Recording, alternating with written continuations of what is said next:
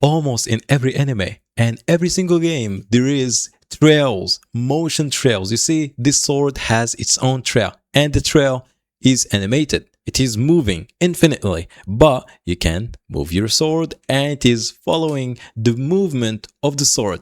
And not just that, you can bake that movement and export that into a game engine, and it's going to be recorded as you recorded that inside of Blender. So let's see first how we can create the shader, and then how we can rig this trail to a sword, for example. So first of all, make sure to subscribe, leave a like and comment, and share this video with your friends. If you subscribe right now, we're going to get to 20k before 2027, before GTA 6 released. So yeah, what you're waiting for? Just go and subscribe. So now let's set up the scene so we can get into the shading and also the rigging. So we need a sword. You can download any type of sword online on Sketchfab or any free website, or you can download this exact one from the link in the description. It is from Sketchfab and it is for free. And we need only to model the trail. The trail is basically a plane. So if we press Shift A and add a plane, and make sure to resize your plane to the exact sizing that you want. For example, this plane, it is so big, so big, 2 meters by 2 meters. It is really big. So you might want to go to edit mode, tab by the way to go to edit mode, and then scale it like this. For example, take it to the size that you might like, for example, like this. Okay, now I'm going to hide these things, but first of all, let me get a duplicate of that sword, Alt P, and then separate by selection and keep transform. Okay, so I'm going to hide all of these because I don't need them right now, and I need the sword and the plane. So this plane, we need to extrude it many times, as many as we want the trail to be. How long? For example, I'm going to tap to go to edit mode, select this edge with the edge selection mode is enabled, press E, for example, and extrude it on the x-axis, for example, like this, and then press Shift R. So this is 3 meters long, and keep doing that until you are satisfied with the result. For example, this is how long I want this trail to be. Good. Now, let's go and move the sword next to the trail at the moment that they need to touch, okay? And just move it to the exact height. So make sure they are aligned perfectly, like so, for example, so it's not sticking out or in, something like this. So that's perfect. So after you're done with the setup, let's select the plane, and then let's go to the shading workspace. So in here, open up the shader editor, okay, shader editor, and then click new, and let's name it trail tutorial, okay, for example.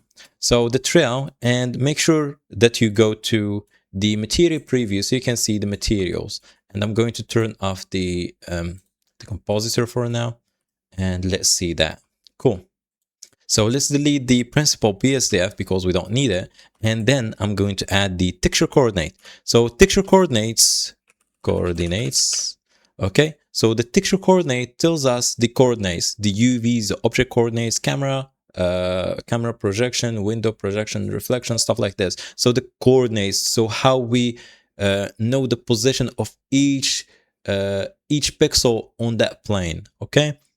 For example, this plane is already UV unwrapped because it's a default object in Blender. So we're going to use the UV coordinates, and the UV coordinates sticks to the object, so it's perfect for us. So I'm going to add a separate XYZ node, and that's going to separate the axes. So we have the x-axis, y-axis, and the z-axis. Because we have UVs, we don't have the z-axis, so it is black. Okay, so we're relying on the x and y. So because we want to make a trail, so we need to see something that is going along this this plane.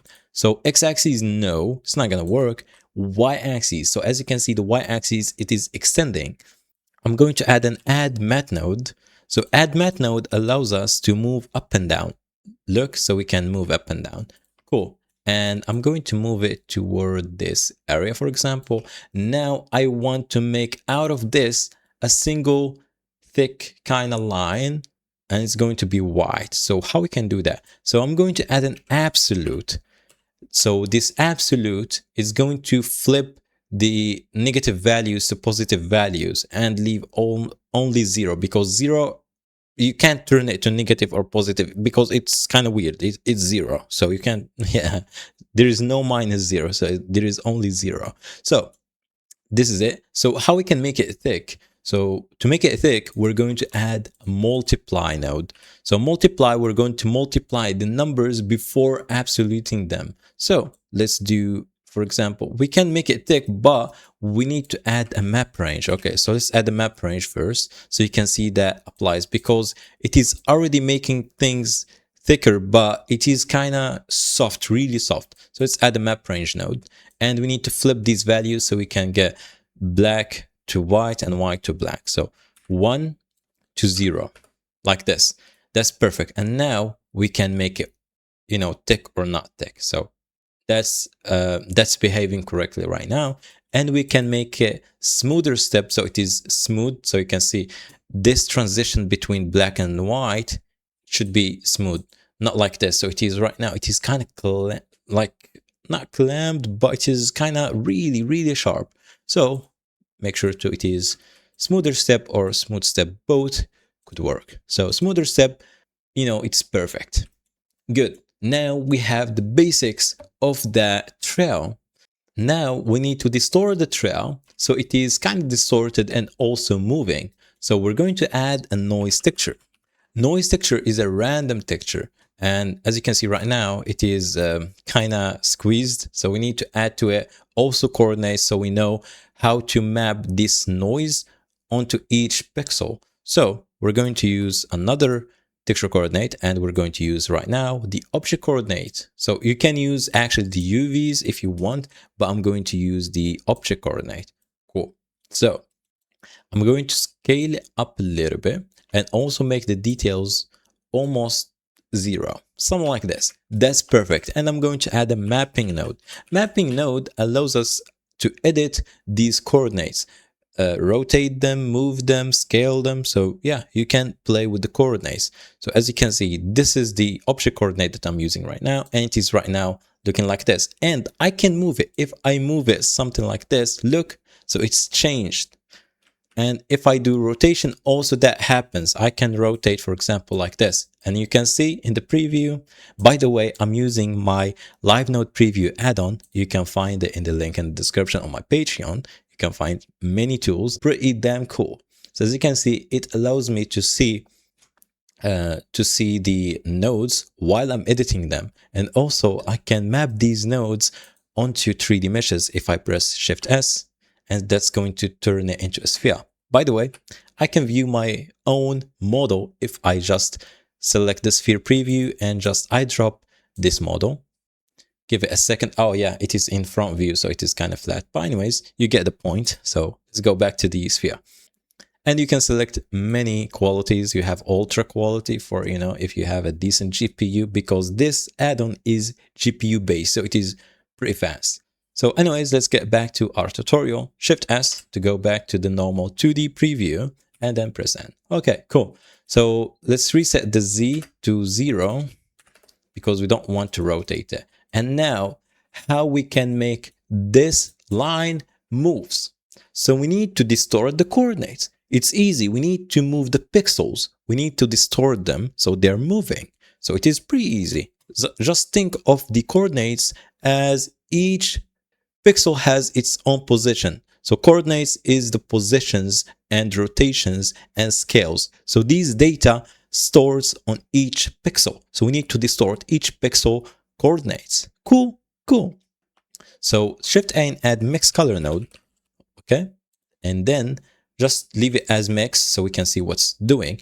And as you can see, now we're distorting vector coordinates, and we need something that's equal to vector coordinates. And you see the noise texture outputting factor, which is a float value, which is a single value actually, and color representing RGB values, which is similar to vector values because vector values is XYZ and colors RGB. And if you think of it, X is red, Z is blue, Y is green, and green is actually green as yellow as Y, not yellow Y. Oh my days! So they're similar. So let's connect the color into the B input, and as you can see, it's already distorting that line, but it is too much. So basically, you need to turn it down. Something like this. That's perfect. That's what we need. You can let it as mix, or you can use add. Add also distort it, as you can see, but it is moving it quite a bit, so you need to move it back. So let's go back to mix, and we can see later how it's going to be. Right now, if we press space to play the animation, by the way, I need just my animation thing right now. Yep, timeline, as you can see. So the animation is playing, but the line is not moving, so we need it to move. How we can move that? Simply, we need just to move the noise texture that is destroying the coordinates of that line. Cool. So how we can move it? So we need to determine which axis that we need to move. For example, the x-axis. So as you can see, if I move the x-axis, the texture is moving. Now we need it to move either the positive x or negative x. So as you can see, we want it to move, for example, this way. So I'm going to move it on the negative x-axis. So there is many ways to actually move these values. You can, for example, go to the frame 0. By the way, you can press shift and the left arrow on your keyboard, as you can see, and that you can move to the first frame. Now, for example, I'm going to press I on the X. So I set a keyframe right now. I can go shift and right arrow. So I can go to the end of the animation. By the way, you can change the length of the animation if you just change this value. And then I can move this number to wherever that I feel that's okay, and then press I again. So now shift left arrow and then play with the space. And as you can see, it is moving, but I want it to move procedurally and linearly and infinitely. So it is moving. It never ends. So how we can do that? Because right now it is moving slow and then fast. So it is kind of not linear interpolation, it is Bezier. So it is smooth at the beginning. So you can select, by the way, these frames by pressing A and then T and then linear interpolation. And that way it is going to be the same speed all the way around. So yeah, that's perfect, but it's not tileable and I don't find it that useful. I can't actually change the speed. If I want it to be speed up, I need to again go to the end frame and then change the value and then press I, So it is kind of, not really good. So I'm going to delete these keyframes and I'm going to show you the other way. So the other way is basically click on this and then hashtag minus, because we want to go to the negative values, and then type in frame and then divide it. So divide, why I'm dividing? Because the current frame, it is going to be super fast. So let me just type in only frame and let's see. Look at that, it is really fast. So we need it to be slow. So we're going to divide the frame, the current frame, with, for example, 15. So each frame is divided by 15, so it's going to be super slow. So it is 0.0 point something. So as you can see, now it is pretty much slow. We don't want it to be that slow. So let's go 10, for example. So the lower the number, it's going to be faster. The higher of the number is going to be slower. So let's play again. And that's almost good. Let's go with 5. So 5, not really. 7, for example. Yeah, 7 is pretty good, pretty much good. Now, let's get back to this. So you can stop right here, but I want to add one more detail. So as you can see, this line is thick from the start and also at the end is still thick. I want it to fade. So it is thick in here and then thin at the end. So how we can do that? So I'm going to shift the texture coordinate because we're going to use them to generate another mask. Yep. So UV coordinates separate XYZ. So we get the XYZ separated, and then I'm going to use the X. Yeah. So if I add an add, so now if I move this, as you can see, there is a glitch, not a glitch, but yeah, something. That's because of the UV map is not perfect somehow. So we need to fix the UV map. So if I just switch this to UV editor, and then I'm going to click in here just so we can see everything. And now let's select all the faces by pressing A. And as you can see, all these faces, there is only a single face that is taking the UV, and the other faces are pretty thinner, like paper thin. Now let's go tab to edit mode, select all the faces, and then U, and then unwrap. So that way it is unwrapped again.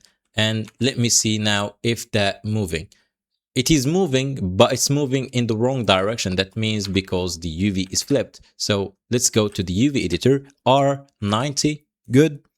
And I'm going to do another thing, which is using the Mute Tree add-on. You don't need to do that, but I'm doing that because I want it to take the whole space kind of like this.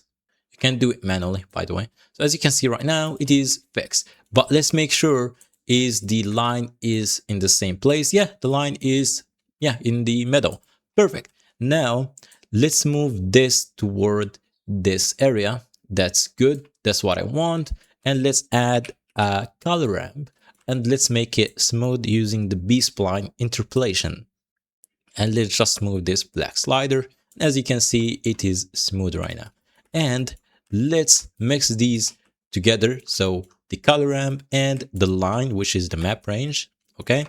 So after mixing them together, I'm going to change the blending mode from mix to color dodge. So as you can see, it's already doing something. So let's go with the factor 1. Okay. But you see, it introduced some new white areas. I don't want these new white areas because that's going to, make the mix factor between a transparent and also an emission is going to be weird. So let's add a color ramp, and again, let's clamp it. So I'm going to move this slider at the end, and as you can see, it get rid of most of the things. And as you can see, everything is perfect right now. Cool. So let's make sure that it is still moving and still perfect. Let's see. Look at that. That's literally perfect. Maybe it's a bit fast. So let's go back to 10. Look at that. So 10 is still, slow. So 8 is in the middle. So perfect, perfect, perfect. And at any time, if you want it to be thick or thin, we can change the multiply. As you can see, it changes everything. And we can go back here into the noise texture, so we can change the detail if I want a different shape, also the scaling if I want that to be distorted more. Cool. There's many other ways to add the distortion, as you can see. So I can distort the noise itself, so it is distorting the whole thing.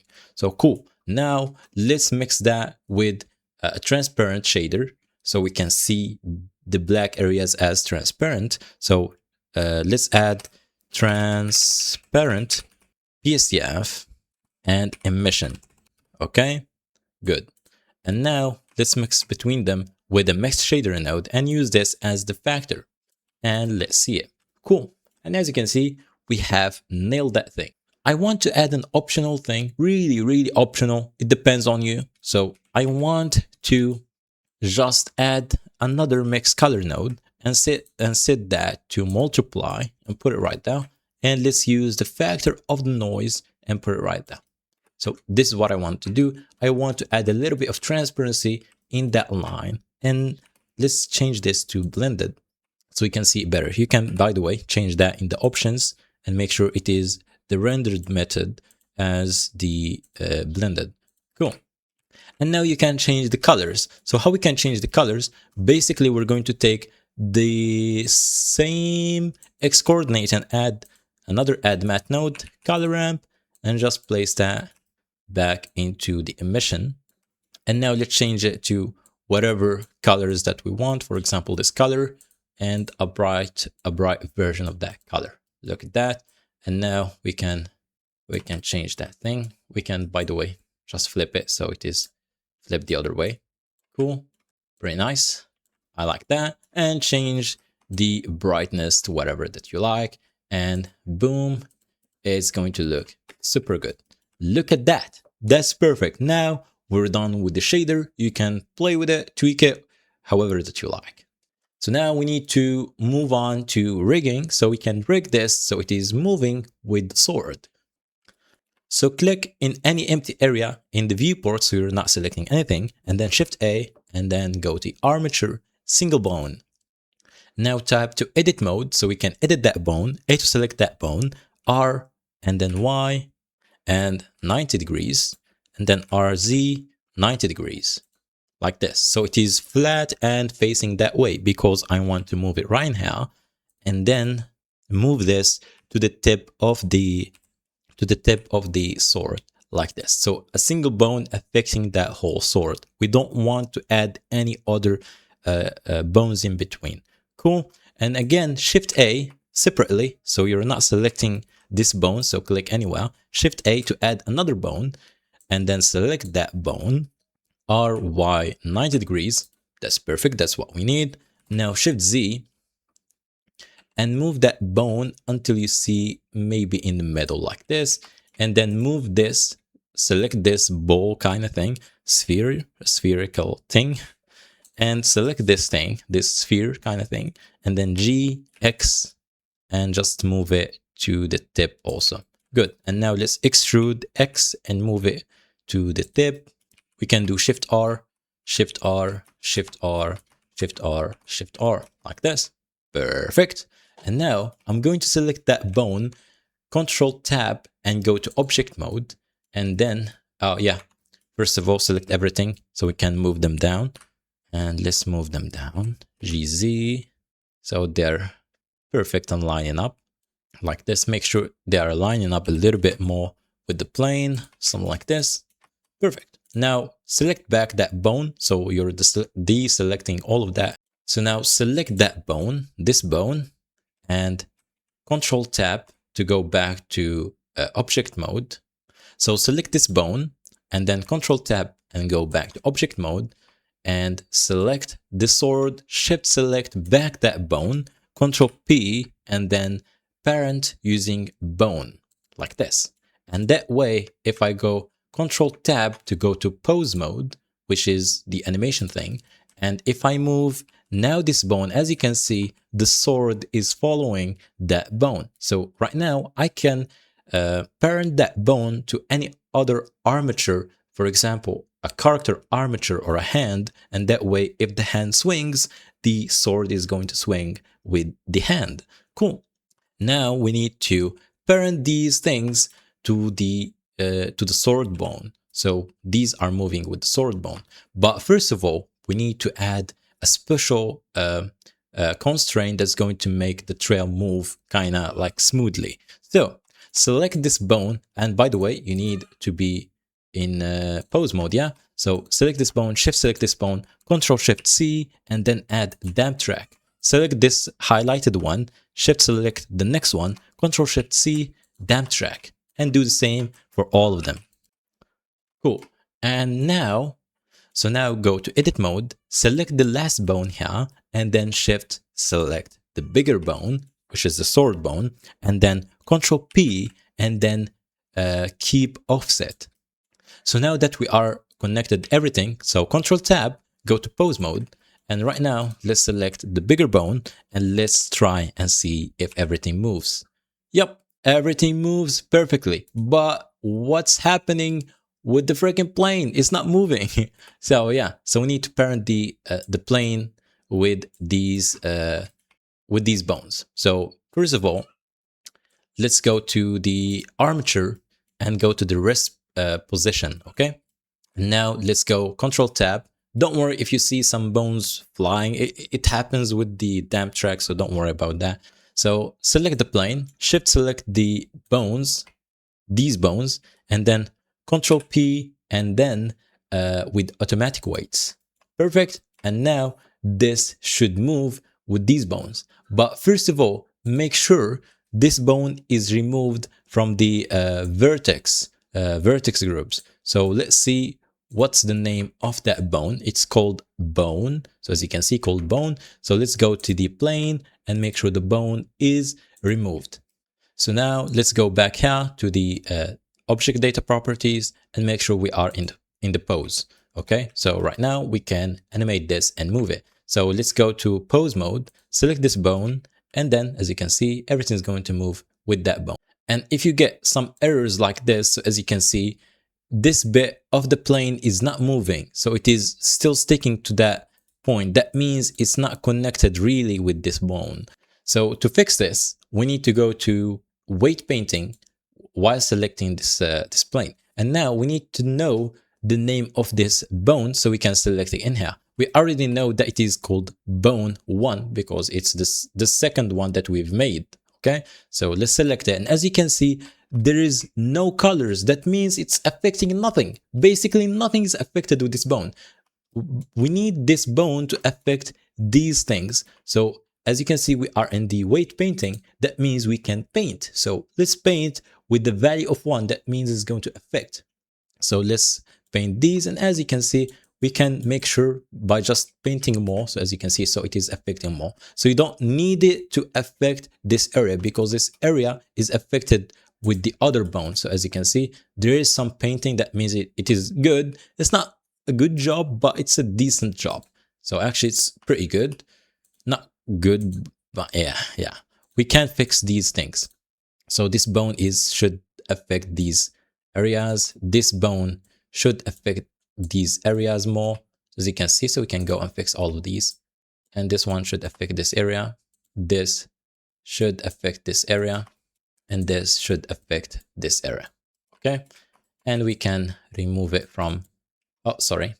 And we can hold Control so you can remove these other areas that I don't want it to affect. Like this. Just make sure to do that. So something like this. So that's perfect. Right now, we did that manually, so we shouldn't actually do that. But yeah, Blender sometimes is weird. So yeah, cool. Now, select that bone, Control Tab to go to pose mode. And let's just make sure that it is working perfectly as it intended to do. Look at that. Everything is perfect. Literally perfect. And as you can see, that's cool. That's what I want. So now let's go to the rendered viewport and then disable the overlays. And as you can see, everything is working fine. Now let's play the animation. So the trail is moving. So if you liked this trail VFX, you can go to my Patreon page. You're going to see many other VFX tutorials, some cool VFX tutorials for games and for production. And right now we're running 30% discount on the annual memberships, and it's going to go as low as $2 a month and get all the courses and tutorials. So anyways, thanks for watching and see you with the next one.